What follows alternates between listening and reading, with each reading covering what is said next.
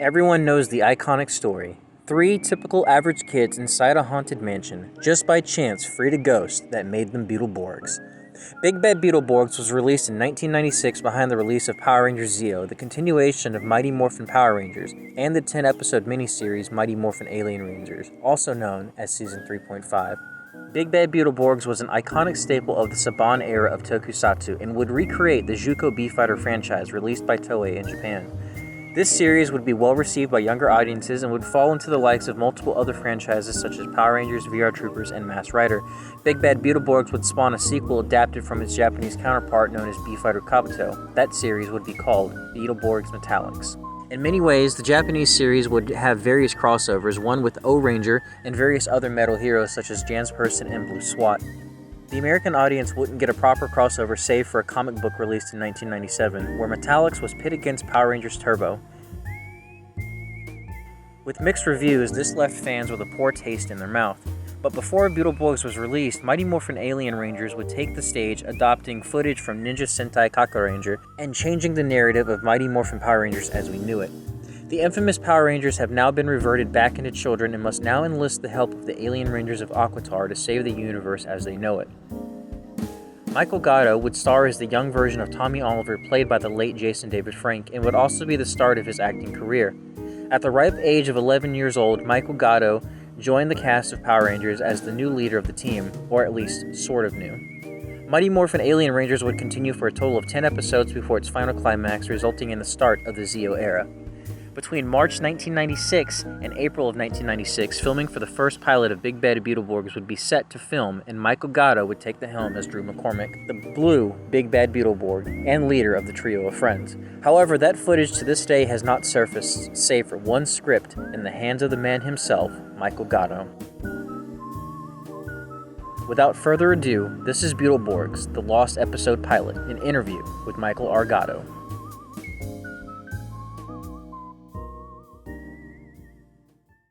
First off, it is a pleasure to have you, Mr. Gatto. I am Kaz Denazan with Crash Productions. How are you doing today? Oh, Keston, I'm great. Thanks for having me. I'm honored to be here.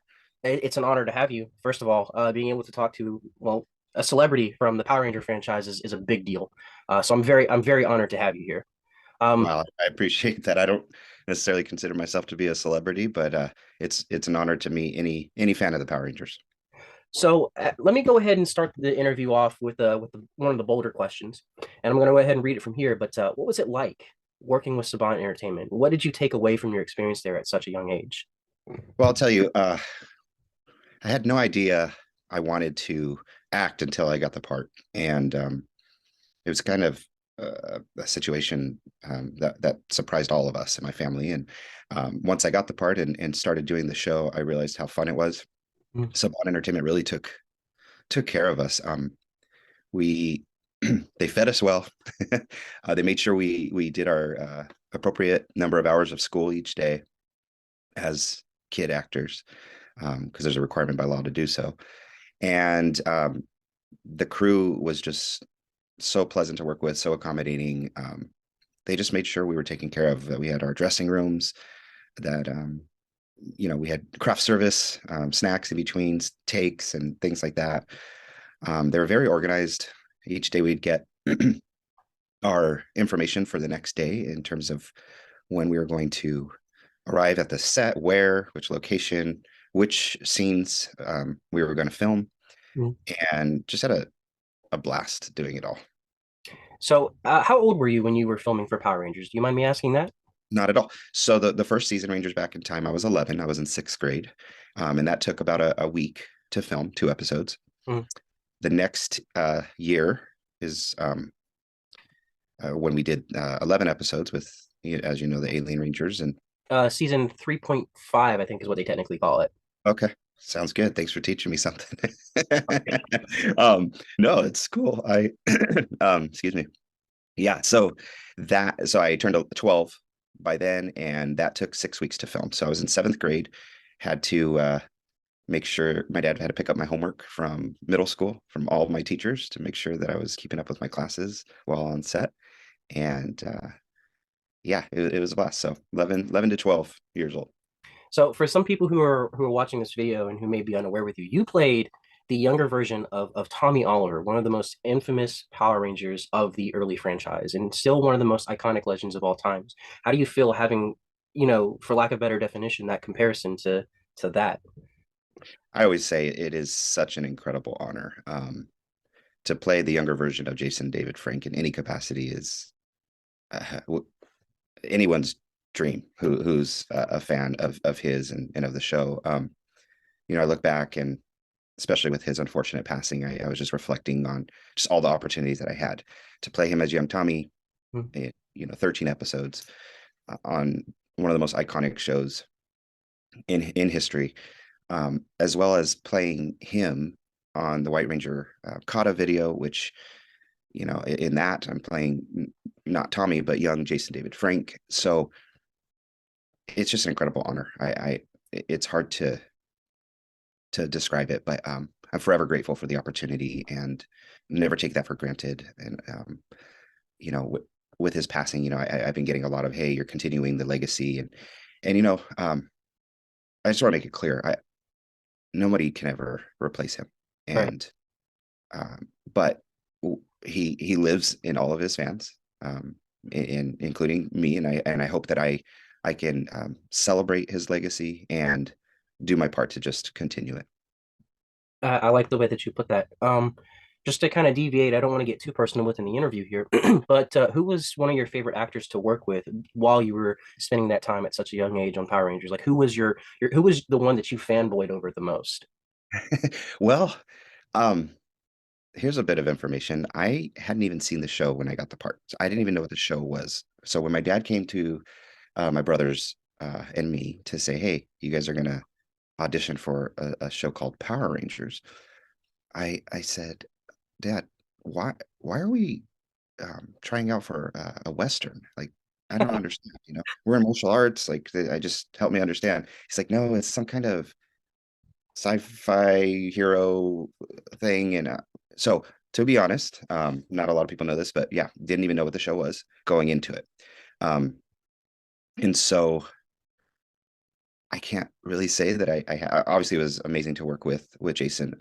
He was always so funny and made me laugh, and was just a great guy. But in terms of like my fellow castmates, I would say I was just had a lot of cool experiences and interactions with all of them. But Mike Olasky, the young Red Ranger, young Rocky, he and I we bonded quite a bit. In addition, Cody Slayton, who played young Bulk, who unfortunately also has since passed. We had a strong connection. So Okay. Um, we're going to kind of deviate a little bit from Power Rangers here in the interview. You recently released some photos through social media of the Beetleborgs pilot that was never released to the general public. And so that's going to be a main focus for the interview. And of course, if you can't answer certain questions, just simply leave it at no comment and we'll move on. Um, I I'll go ahead and read the question for what it is instead of trying to just pull it out of my head. But recent publications of the unaired pilot for Beetleborgs was showcased on social media. What can you tell us about that experience or the narrative of the pilot? sure. So because of my involvement on Power Rangers as young Tommy, Saban asked that I play the part of Drew on the pilot for Beetleborgs. There was talk of me actually taking on the role as a regular series regular, but it was determined that it would confuse um, the fans who watch Power Rangers to see young Tommy on Beetleborgs. It might compromise the integrity of the Power Rangers. So, but I was happy to do the pilot. I had to go back through my documents. I found a script. Actually, I've got it here. This is Before, what's before that? you show that, let me ask you a quick question. Are you allowed to share that to the general public? I don't want to get you in trouble or anything. Well, I think just showing. I don't even know if you can see it, but this is the script. I just want to let you know that I have it here. Still, my script. I had to read through and kind of familiarize myself with what was it about again and what did we do. Uh, but anyway, it was fun. It was we filmed at a mansion in Newhall. It's called the Newhall Mansion, this huge house. And you know the storyline about these three kids wanting to, looking at the comics and wanting to become Beetleborgs. And so the bullies of the show, they kind of entice us, and we go into the mansion, and that's where we run into Flabber and then get our powers and ultimately become Beetleborgs. So it was a really cool experience. I I think it was only a couple days of filming. To be honest, it was a pretty quick uh, run for the pilot. There's actually a follow-up question to that as well. And is there a Sure. released version of this pilot that you can share? So You know, I haven't. I went through my stuff. I don't have a copy of the unaired pilot, but I do remember seeing it. I think at least footage of it while I was doing probably some voiceover work um, for the episode, but I can't locate an actual copy of it. I'd love to see how that turned out. um, do you remember the runtime for the pilot? Because I know when they did the pilot for VR Troopers, which was called Cybertron, I think it was like 7 minutes. They didn't really do a full 20-minute run like most pilots do. I don't recall. Okay, no worries. What do you remember about working on that set? Like as far as like your experiences interacting with some of the actors who would later go into the series, like Billy Forster, for example. I also have a few questions about the castmates that would have played Joe and Roland here in a minute. Sure. Yeah, I think Billy was the only one from the pilot who actually continued on to the show. But no, it was fun filming with everyone. Everyone was great people. We had a great time. Ironically, I ended up going to high school with Todd Hurst, who played one of the bullies eventually on the show. So we're buddies from school and from church, and uh, we have that special connection, which is small world. But it was fun. It was cool to be on this show and have them do some of the special effects. Like I think at one point someone lifts a couch with their finger in the pilot, Mm. and so to see how the prop masters and the set crew facilitated that was really awesome. Yeah, it was just a fun time. Give me one sec. All right, here we go. So going back into the questions for the pilot here, you've said yourself that there are several castmates from the pilot that never made it into the final product for Beetleborgs, and I've noticed that there are two actors or actress and an actor who would have played Joe and would have played Roland. What can you tell us about them? Do you remember any details like who they are or where they're at now in the world? I feel horrible, but no, I have no idea where they are. We didn't keep in touch after the show.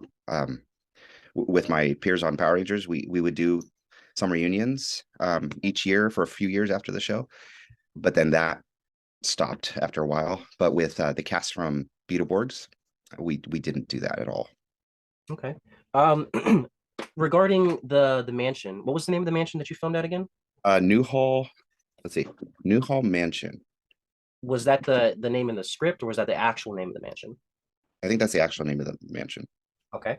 So Yeah, I have regarding my notes here where oh, it's hard to see, but anyway, this is the document that I got that had the map of where we needed to go, because back then we didn't have Google Maps or MapQuest or anything like that. So regarding the mansion that you guys went to go film at, was there a mention of more hill? I guess we would technically call them Hillhurst monsters because that's what the final product was. But was there another variation of Count Fangula and Wolfie and Mums and so on and so forth? Can you tell us more about that? I'm not sure. No. Sorry, not Okay. familiar with those. Mm-mm. Regarding props, wardrobe, stuff like that, did you ever get to see the actual Metal Hero suits that were used for Beetleborgs? Did you get to try anything on? No, those weren't on set, and because we were on location, I would assume those were all back at the studio, but we were on location the whole time, and they didn't bring them to the set there. Okay. What's the most prominent memory that you have from working on that pilot? What's something that you took away and you hold dearly from such a young age?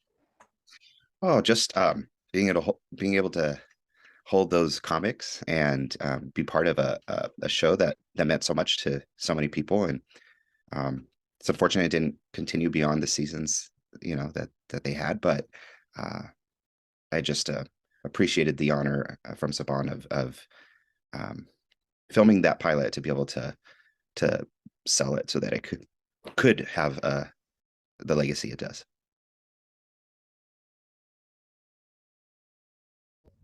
So our previous video, we briefly talked about how you had an original pilot script from Saban themselves when you worked on the pilot for Beetleborgs. Um, there's also some very noticeable differences that were vaguely mentioned, and I'm happy to be able to talk with you about some of these differences. How about we start with the theme song that was mentioned in your script? How dramatically different it is from the final product, and so on and so forth. Yeah, I mean, it seems like in this pilot they used lyrics that are different from the actual theme song of the show, but they use it to kind of move the story along in the pilot. And so um, it starts off with our story starts a fun for all with Drew and Jackson Sunny, three normal kids. It's one for all. It's spooky, kooky, funny. And then they move into the kids looking over the comics of the Beetleborgs, and the singers come back in saying, heavy into the Beetleborgs, their favorite comic journey. They fantasized and tallied scores till trouble knocked one morning. And that's when the bullies come up, Van and Thad, and they talk about the kids being wimps, and I say, no, we're not. And they say, well, prove it. And I think that's when we go into the mansion. That's the haunted mansion. And the singers come back in and say, it all began a scary dare from bullies, Thad and Van, a haunted house, a ghostly lair, a bet, a threat, a plan. And then cuts to this state, and the singers come back in and say, a bump, a thump, an airy creak, a groaning, moaning find. The bullies soon had hit the streets and left the kids behind. And Van is saying, those dweebs won't last 2 minutes in there. So it cuts to inside the haunted mansion, where the singers come back in and say, within a secret room revealed, an organ stood in hawk till Sunny tripped. And Sunny is one of the three characters. And I understand the name has changed, but Sunny says, hey, what's the deal? And then the singers say, that organ started to rock. So something's in the organ. They come back in as singers and say, smoke and cords and lights a flash and a rumble, shake and boom. Out popped Flabber. Super phasm. Flabber pops out and he says, wahoo, I'm free. And my character's like, who are you? And he tells us who he is. And then the singers come back in around the room. He spun and splat. He bounced and howled and fell down flat. Flabber comes back in, asking us to make a wish. Anything we want. And the singers say, the biggest dream they've ever had. And I say, make us Beetleborgs. And then Sunny says big, and Jack says and bad. So that's where the big bad Beetleborgs come in.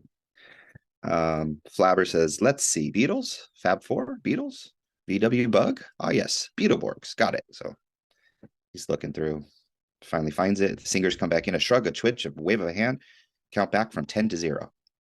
Flabber does his thing, and then we became Beetleborgs. So I want to call attention to the name differences because in the final product, the three main characters, and it seems like your name is the only one that stuck. So you had Drew, Joe, and Roland. And Roland was the best friend of Drew, and Joe was the sister to Drew. So which one is? I'm assuming that Sunny is Joe and Jack is Roland, right? So it's Jack. Jack's Jax, and Sunny Sunny. That is such a '90s name, because Mortal Kombat. Okay, so Jack is Joe, and Sunny is Roland. I think you're right. And then on my contract under role, it says Andrew McCormick. Okay. So Drew is short for Andrew. Yeah. And I do believe that Drew in the final product, his full name was actually Andrew McCormick. Okay. Okay. So how many pages is this pilot script? Long is it's only 9 pages.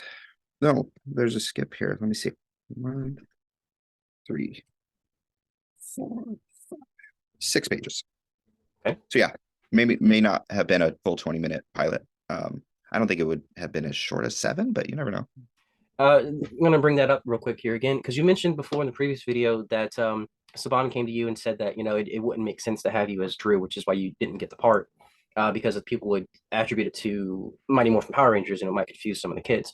It was the same reason for why Jason David Frank didn't get the role of Cybertron, which would later be VR Troopers, mostly because of the legal name and so on and so forth. But to my understanding, the history with that is that they wanted, before he became like this big thing, like bigger than what he already was, they wanted to give him his own series, right?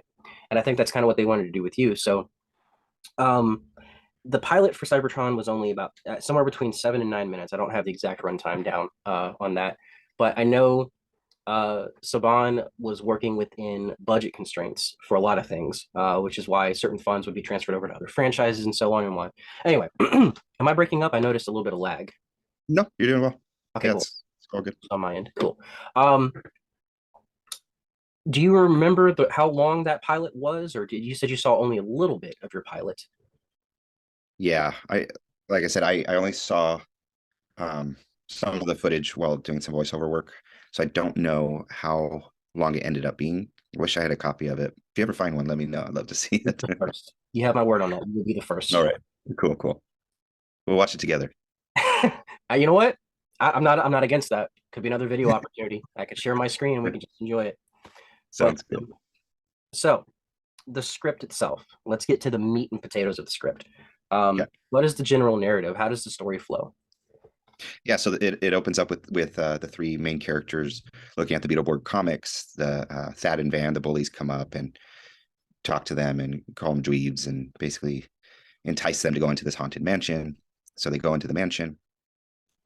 Thad and Van, of course, are, I guess, too scared to do so. Anyway, the three characters run into Flower, or release him from his trap in an organ, and he grants them a wish. And my character asks that they become Beetleborgs, and so he grants them that wish, and there you go, they're now Beetleborgs, and So so they get to try out their different. Sorry. no, I was gonna say, so was there kind of like an adventure that they go on once they get these powers, or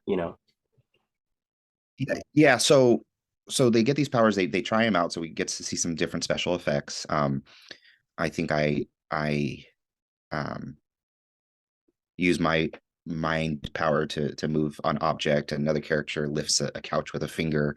Can't remember what the other one did, but so we try that out, and then we it cuts to Japanese footage of the actual Beetleborgs in the suits, and I think that's essentially it.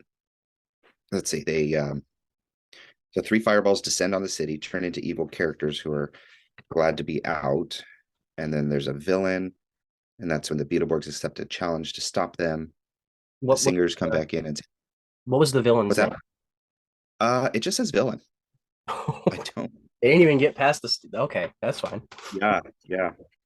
The singers come back in and say the Beetleborgs step up to bat. They'll make those villains pay. So villains plural. And we say, we'll challenge them and lay them flat. We're going to save the day. There's a lot of rhyming going on. Mm-hmm. Flabber says, way to go. Grind them into Beetle burgers. um, and my character says, all right, we did it. That's a sense. Oh, here's a part where, okay, so Jax races around the room in a blur to show super speed. Sunny lifts the sofa with one finger to show super strength, and Drew closes his eyes and causes an object to float in the air. So, okay. So this is kind of important. So you said Jax is your sister in the script, right? And Sunny is the best friend. It might be the other way around. Now So that I think that's about the it, thing I'm trying to figure out. I think she was. Uh, So in the final product, Joe had super strength. Drew could move things with his mind, and Roland was really fast. And the actor who played who would later be the actor who played in the pilot the character of Roland, whichever that name may be, whether it be Jax or Sunny, was kind of a heavy set guy. So I would assume he would probably have super strength, you know, size over yeah, size and strength.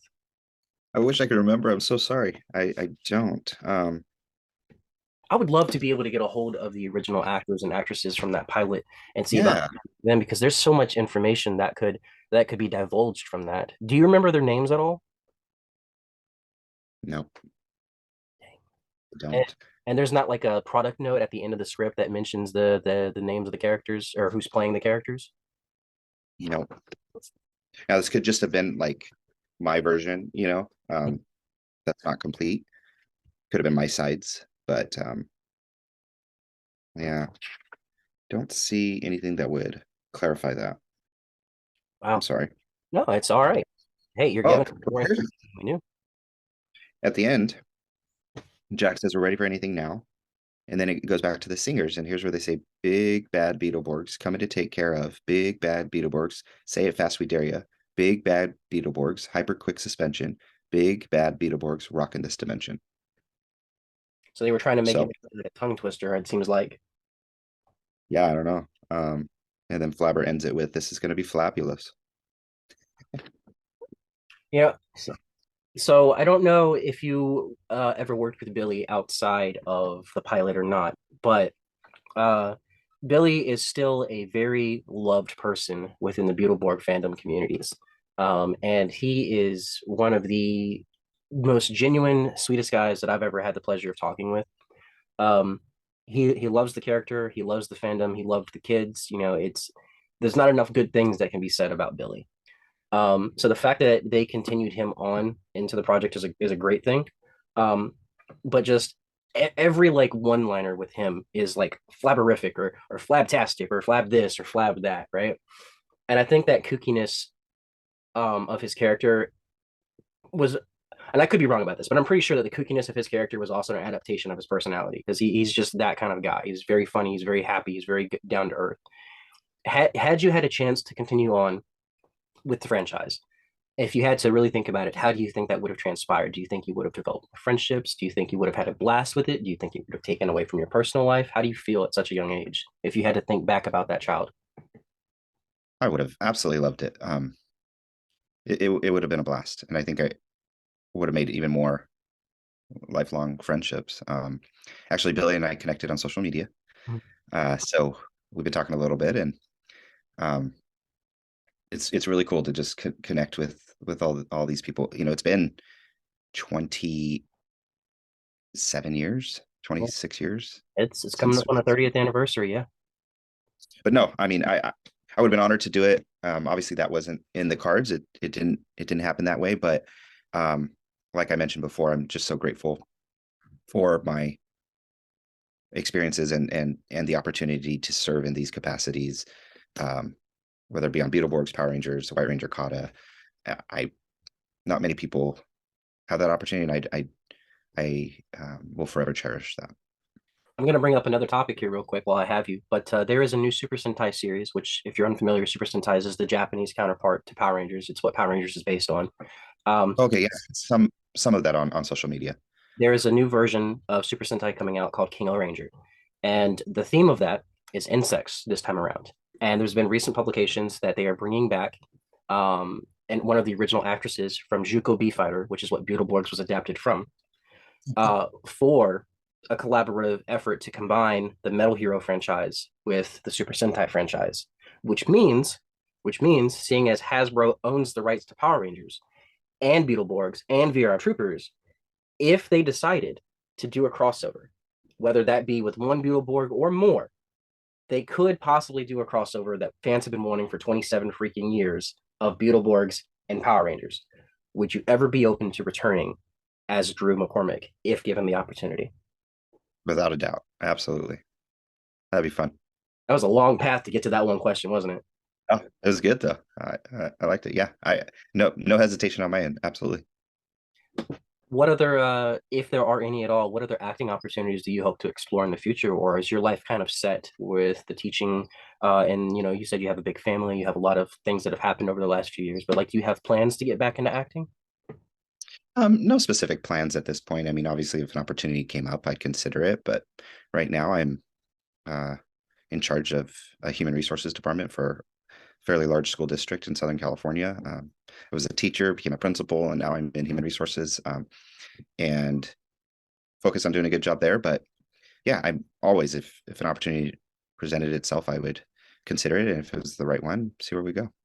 All right. I have no more questions. And if you want to share anything else that maybe we forgot to talk about or something you think might be worth recording, now is an opportunity. Thanks. No, I just want to thank you. Appreciate that. Thank all the fans, just for the support, the genuine passion and love for the shows. It's pretty incredible, and I'm just honored that I could have been a part of your childhood, um, your memories that'll last forever. So, thank you, and God bless everyone, and take care and be safe out there. So we're going to go ahead and conclude, not seclude, we're going to conclude the interview. And I want to ask you real quick, where can people who are watching this video, any of your followers on social media, where can they find you, and where can they continue to find you at future events and so on and so forth? Oh, thanks so much for that. So I'm new to social media. Um, Honestly, I've been busy with life. I have 4 children, married for 15 years. I have a career in education, and haven't really been connected to the fan community until recently. And so I'll just a quick story. I got a call from Jason David Frank about a couple years before the pandemic, or maybe a year and a half or so before the pandemic. And he said, "Hey, dude, you need to come to these conventions. People are asking like where you are, what you're up to these days." And I said, "Oh, okay." I didn't even know about them. To be honest, I've heard of Comic-Con San Diego. I've seen because I was down there for an education conference, but beyond that, I didn't realize they were everywhere. Mhm. And so he's the one that encouraged me to go to Power MorpherCon.